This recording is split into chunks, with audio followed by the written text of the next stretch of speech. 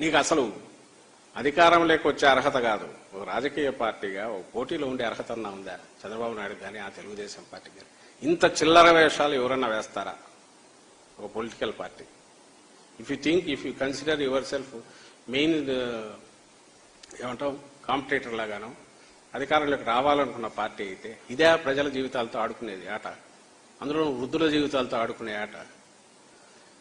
నీకు తెలియదా? దాదాపు 20,000 దాకా సెక్రటేరియట్ ఉంటే అది సులభం అవుతుందా? 7,000 8,000 బ్రాంచీలు ఉన్న బ్యాంకుల దగ్గర సులభం అవుతుందా? నువ్వు వెళ్ళకపోతే అసలు ఈసీ ఎందుకు ఇస్తుంది నీకు? ఇప్పుడు బీజేపీతో కొత్త మిత్రత్వం వల్లనో అక్కడ పోయి ప్రెజర్ తెచ్చారా? వ్యవస్థల్లో నీకుండే ఇన్ఫ్లుయెన్స్ వల్ల ప్రెజర్ తెచ్చారా? లేక నీ గోల భరించలేక ఎందుకు వచ్చిన గొడవలే మీరు ఆల్టర్నేటివ్ ఏర్పాట్లు చేసుకోండి నేను వాళ్ళు చెప్పేటట్టు అంత ప్రెజర్ తీసుకొచ్చారా? ఆఖరి పరిస్థితినేమో పెనం నుంచి పొయ్యిలో ఫస్ట్ ఏమో పెనం మీద పడేసినాం, లక్షణంగా ఊరకున్న ప్రాణానికి ఊరేయడం అంటే ఎట్లుంటుంది? దాని నుంచి పెనం మీద పడేసాం, ఆ నుంచి అటు ఇటు ఎత్తేసి పొయ్యిలో పడేసాం. ఈరోజు మళ్ళీ దానికంతా వైఎస్ఆర్ కాంగ్రెస్ పార్టీ బాధ్యులు అని చెప్పి మళ్ళీ దానికి గొడవ చేస్తాం. ఇది ప్రజలు ఎట్లా దీన్ని ఇదవుతారని అనుకుంటున్నాడు నాకు అర్థం కావట్లేదు. నీ ఇమ్మీడియట్లీ పాత రోజులు గుర్తు రాకుండా జనానికి గతంలో 14-19 మధ్య ఎట్లా చేశారనేది గుర్తురాదా? అండ్ 14-19 మధ్య అట్లా చేశావు. ఇప్పుడేమో 3,000 ఉన్నది 4,000 ఎట్లా ఇస్తావో తెలియదు, 4,000 అని అనౌన్స్ చేశావు. అది కూడా కొన్ని వర్గాలకు మళ్ళీ 50 ఏళ్లకే అని అదే అనౌన్స్ చేశావు. జనం నమ్ముతారని.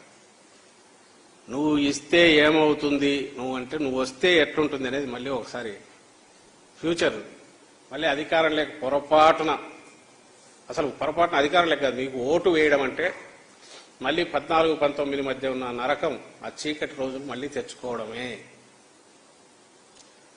మళ్ళీ పంచాయతీ ఆఫీసుల దగ్గరనో మండల ఆఫీస్ దగ్గరనో ఇంకో దగ్గరనో రేయింబవళ్ళు రోజుల తరబడి వెయిట్ చేసి ఆ వచ్చిన దాంట్లో అరాకొర పెన్షన్లు ఇస్తే ఎలిజిబిలిటీ అర్హత లేదని ఇప్పుడు 66 లక్షలు శాచురేషన్ మనం ఇస్తున్నది 30 లక్షలు 40 లక్షలకు దించుతాడు. అవి కూడా కొత్త పెట్టి రోజుల తరబడి తిప్పుకొని నీ పెన్షన్ వద్దు ఏమొద్దు అనుకునేంతవరకు తోసుకుంటా పోయి అప్పుడు చేతిలో పెడతాడు. అది ఇట్లా ఉంటుంది అని పాత రోజులు గుర్తు చేసే రకంగా చేసుకున్నాడు. ఈ పూర్తి పాపం నేరం ఆయనది, చంద్రబాబు నాయుడుది, ఆయన పార్టీది. వాళ్ళ ఆలోచన ఏదైతే వికృతమైన ఆలోచనలు ఏవైతే ఉన్నాయో వాటి పరిణామమే ఈరోజు ఇప్పుడు పెన్షనర్లు వృద్ధులు పింఛన్దారులు వాళ్ళ పడుతున్న అవస్థలకు కారణం. దీంట్లో ఏమాత్రం ఇది పెట్టుకోవాల్సిన అవసరం లేదు. అలాగే వాలంటీర్లకు సంబంధించి అనౌన్స్ చేశాడు, వాలంటీర్లను కొనసాగిస్తాం, 5,000 10,000 చేస్తామని. ఎవరు వస్తారు అక్కడ వచ్చేది మళ్ళీ జన్మభూమి కమిటీలు వస్తారు, వాళ్లకు 10,000 ఇస్తారు. ఈ వాలంటీర్లు ఎందుకు కొనసాగిస్తాడైనా? అంటే వెనక్కు